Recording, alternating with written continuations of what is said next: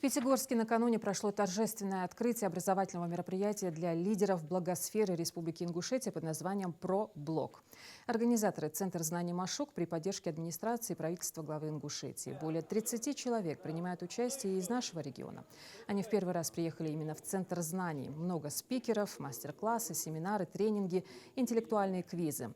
Программа образовательного мероприятия. Здесь как начинающие, так и известные блогеры, специалисты СММ. Напомню, Центр знаний Машук – это современная площадка Всероссийского образовательного центра подготовки просветительских и управленческих кадров.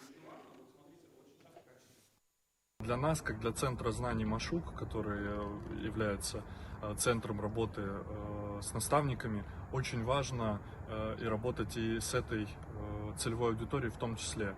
Мы разработали образовательную программу, которая направлена на несколько задач. Это прежде всего обучение представителей Республики Ингушетия, представителей благосферы Республики Ингушетия современным методом работы в информационном пространстве, то есть для того, чтобы наши участники еще раз смогли узнать для себя что-то новое, познакомиться с какими-то новыми форматами, может быть, как-то в том числе пересмотреть свои подходы, найти что-то новое. Ну и, конечно, познакомиться, вот эти социальные связи, которые мы развиваем, вот это командное единство, что ребята занимаются одним делом, они в том числе рассказывают людям о том, как преображается, как развивается сегодня и Республика Ингушетия, и Кавказ, и вообще вся наша страна. Первый раз на моей практике, чтобы на форуме была такая насыщенная программа.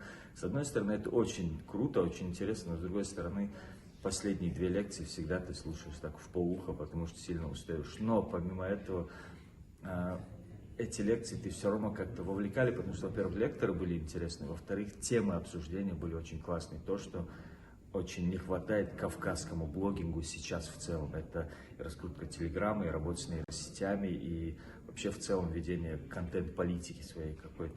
Потому что я понимаю, что нужно учитывать тем, кто приезжает читать лекции на Кавказ, особенности, менталитета местных регионов, но тем не менее, ребята очень круто справились. Вчера один лектор из Татарстана прям подготовился тематически под Ингушетию. Там и примеры были из Ингушетии, и как развивать телеграм в Ингушетии. Это было очень круто.